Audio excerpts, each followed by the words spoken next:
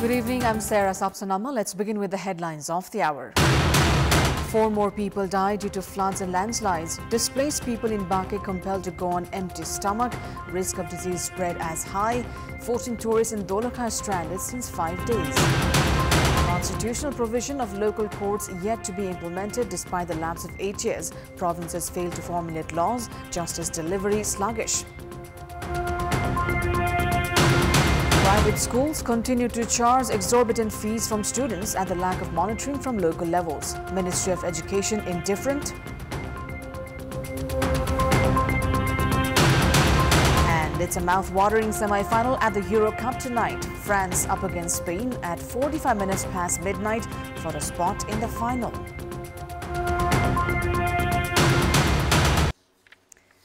The failure of local levels and government authority to reach out with rescue and relief activities has compelled flood victims in the Chau Ferry settlements to go about 3 days without any food. Floods damaged their houses and kitchens, and the victims are just picking up from the disaster.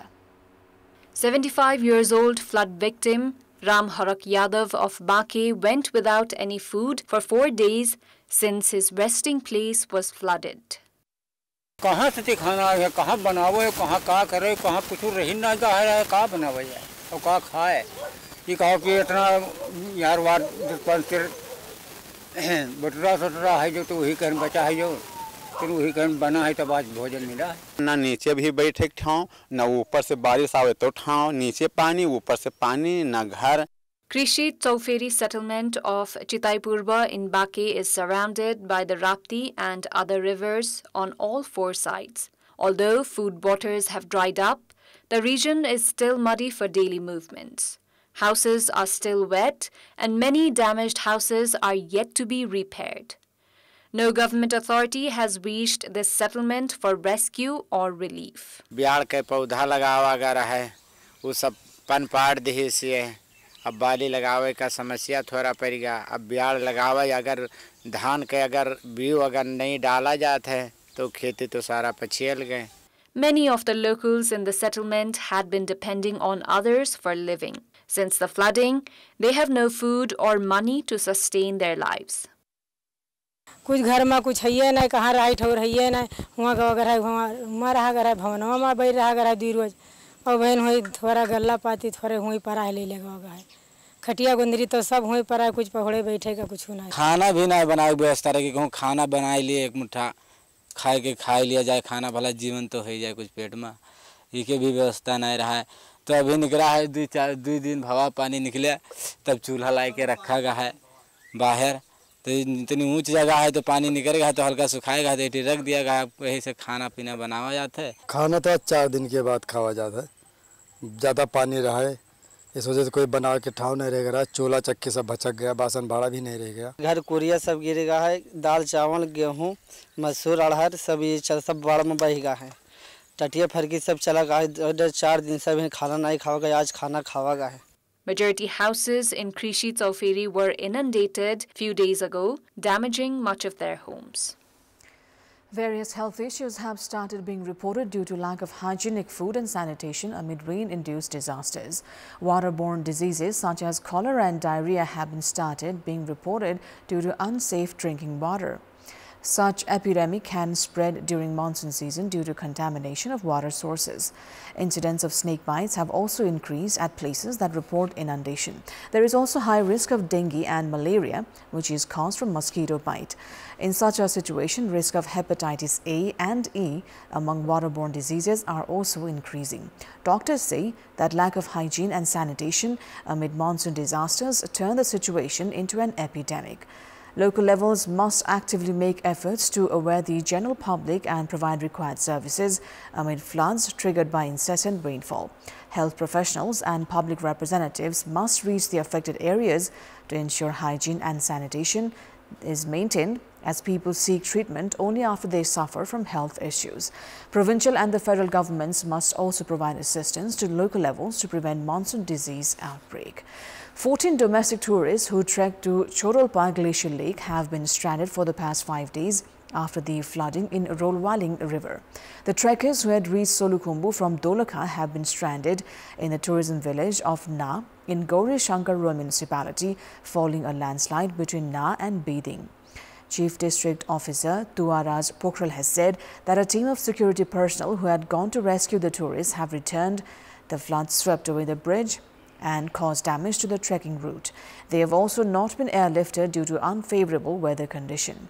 Pokhrel has said that the rescue operation has been difficult as communication system has been affected. He said that the condition of the local residents in Na and Beding is unknown due to lack of communication. The administration has said that the locals of these two villages have rations sufficient for a week and has made preparations to deliver relief immediately after the weather improves. The flood in Rolwaling River had swept away 8 hotels, while 1 individual has been missing since then. In case of Udaipur, 9-year-old Rupkala Magar of Khabu in Triyuga municipality has died after her house was buried in landslide, while her mother and brother have been injured. 7 other houses are also at risk. Majority parts of Sunsari and Morang have been inundated due to incessant rainfall since yesterday. Water levels in the rivers in Sunsari's Chatara, Dharan, Itahari and Morang's Kerabari, Letang and Sundar Haraicha have crossed the danger level. The flood has inundated a dozen industries in Sunsari-Morang Industrial Corridor. Bodies of 2 male and 1 female were recovered from the banks of Narani River in East Nawalparasi. Police have suspected that the individuals were swept away by flood. Likewise, 54 houses in Fatehpur of Saptari's Saptakosi municipality have been inundated by the flood in Triyuga River. Moving on, Nepal's constitution has envisioned 4 tiers of courts for justice delivery. Article 127 of the constitution has envisioned for a Supreme Court and district courts along with judicial entities at local levels. However, these are yet to come into effect. Article 127 Sub-Article 2 of the Constitution has provision for judicial entity at the local levels along with other entities for alternative ways to address disputes. Article 148 Sub-Article 2 also provisions for provincial governments to formulate laws for the implementation of the same. However, none of the provincial governments have managed to formulate laws for such entities at the local levels. त्रैको पहुँचमा रहेको अदालत त जनताको अदालत हुन सक्दैन। त्यसकारण बाँकी 86% जनतालाई न्यायपालिका प्रति अदालत प्रति पहुँच बढाउने हो भने स्थानीय अदालतको बन्दोबस्त गर्नुपर्छ भन्ने चाहिँ अदालतको न्यायपालिकाको पनि आफ्नै निष्कर्ष।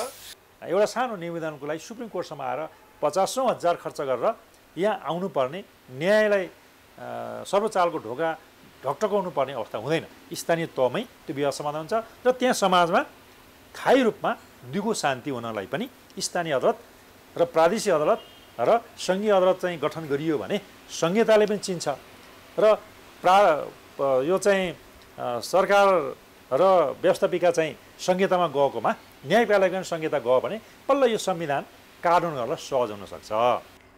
The state constitution has provision for judicial entities under the district courts, with the latter monitoring and supervising if and when needed.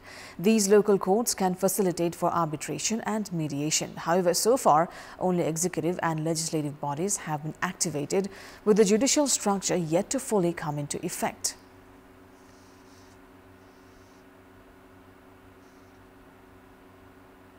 अदालत संघीय संरचनामा जान नमानेका कारणले अदालत पुरानै 47 सालको संविधानको संरचनामा अडियो, जसले जिल्ला अदालत भन्दा तल गएन। एक त्यो हो। दोस्रो, प्रदेशहरूले कानुन बनाइदिएनन्। प्रदेशहरूले स्थानीय अदालत सम्बन्धी कानुन बनाइदिएको भए त्यो अनुसार पनि स्थानीय अदालतहरू गठन हुन्थे। The Supreme Court has included the concept of local courts into its 5th five-year strategic plan. Around 170,000 cases are still under consideration at the district courts, high courts and the Supreme Court. 26,000 of them are under consideration at the Apex Court. This calls for the implementation of local judicial entities that could help expedite justice delivery process. We'll take a short break here. More news coming up. Schools have been charging students arbitrarily at the lack of monitoring on part of local levels. Students that have just cleared their SEEs are compelled to pay anywhere from 10,000 rupees to 100,000 for admissions in grade 11. जुन स्कुलमाबाट चाहिने कक्षा 11 मा चाहदैछ भने रिएडमिसनको नाममा पैसा लिनै पाइदैन र लिन नपाइने त्यस्तो अवस्था रहँदै पनि त्यस्ता स्कुलहरुले 50 लाखदेखि लिएर 50,000 देखि लिएर चाहिँ 2 लाख सम्मको चाहिँ पैसाहरु उठाइराखेका छन् भनेपछि त यो त कुनै पनि चाहिँ नि मापदण्डै नभएको जस्तो देखियो नि. According to the Ministry of Education, there are around 1,200 schools that provide classes for up to grade 11 and 12, including community schools. It would take the number to 5,600. A few school operators say several schools charging high fees had tarnished the image of overall private education sector. मलाई चाहिँ के भन्छ cost of operation धान्ने सक्ने र एउटा सेवा गरे बापतको add गरेर लिनुपर्छ. अचाकले लिनु त अब त जस्टिफाई त भएन नि त, जस्टिफाई गर्न सकिएन नि त. जस्टिफाई गर्न सक्नु पर्यो नि त. त्यो मैले लिएको चिज चाहिँ यो कारणले हो भनेर उहाँले के अरे सोसाइटीमा कम्युनिटीमा त बुझाउन सक्नु पर्यो नि त. त्यो लिमिटेसन एउटा हुनुपर्छ. हामीले शिक्षा शुल्क के को लागि तिर्ने त भन्दा पढाइको लागि तिर्ने. त पढाइको साथसाथै त्यसमा के कस्ता सुविधाहरू छन् यसको आधारमा चाहिँ शुल्क निर्धारण गर्दा फेरि राम्रो हुन्छ. The state laws require schools to take approval from the local levels by presenting fee structure while taking in new admissions. However, schools have not abided by this legal requirement as local levels also continue to overlook this scenario. Majority local levels in Kathmandu metropolis itself has yet to take any decision regarding school fees. They say they lack human resource for it. Officials at the Ministry of Education also have been dodging the responsibility, saying that the local levels have been assigned the task. Although the state laws has ensured free education up to grade 12, even community schools are charging fees over various pretexts. And in this context, in our Public Voice segment, today we've asked in several provinces why have local levels failed to monitor school fees. Let's take a look at what they had to say.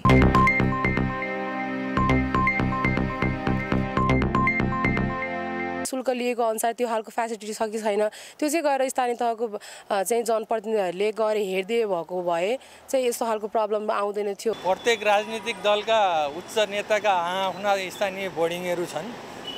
अब त्यो भएपछि शुल्क घटाउने भन्ने उनीहरूलाई चासो छैन. कानुनमा कागजमा उल्लेख भयो नि कार्यान्वयन हुँदैन. राजनीतिक अस्थिरता अब मान्छेहरू हरेक अब अहिले समाज देशको बारेमा सोच्न छोडिसके सबै आफ्नो आफ्नो गरिरहेछन्. विद्यालयमा फी लिँदै पनि गुणस्तरीय शिक्षा दिन सकेको छ कि छैन भनेर उहाँहरूले आफ्नो जिम्मेवारीपूर्वक आफ्नो भूमिका निर्वाह गर्न नसक्नु भएको कारण चाहिँ उहाँहरूले चासो नै नदिनु भएको हो. कुनै न कुनैसित गाँसिएको हुनाले त्यस्तो भएको हो. निस्वार्थ भावले कामै गरेका छैनन्. हेर्नु कुनै पनि निकायले गर्नुपर्ने जुन कर्म हो त्यो कर्म गरेको छैन. राजनीतिक आस्थाका कारण पनि उनीहरूले चाहिँ नियमन गर्न सक्दैनन्. स्थानीय तह तथा स्कुलको जुन म्यानेजमेन्ट छ त्यसको गैर जिम्मेवारीले गर्दा राजनीतिक प्रभावको कारणले गर्दाखेरिमा चाहिँ नियमन हुन नसकेको हो. विद्यालयहरूमा गएर टाइममा निरीक्षण गर्ने अब विद्यालय अनुसार पी रेसियोहरू निर्धारण गर्नुपर्ने हो. अब गर्दैनन्. हाम्रो जुन चाहिँ जनप्रतिनिधिहरू छन् उहाँहरू पनि आफ्नो एउटा निजी विद्यालयहरू चलाएको हुनाले त्यस्तो लाग्छ.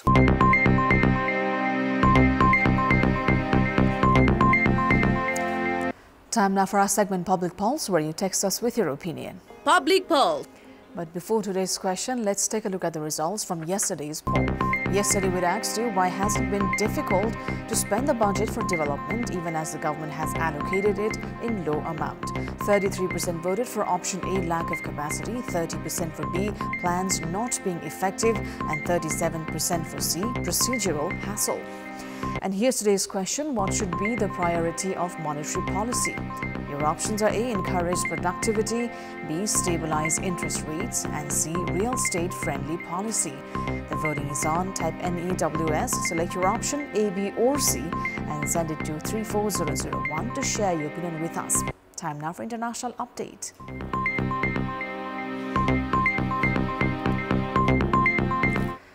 Russian President Vladimir Putin presented on Tuesday the highest Russian award to Indian Prime Minister Narendra Modi during a ceremony in Kremlin. Modi is in Moscow on an official visit, which is the 22nd Russian-Indian summit. The two leaders during their talks discussed a range of issues, including bilateral relations and what Russia describes as its special military operation, or alternatively as conflict in Ukraine.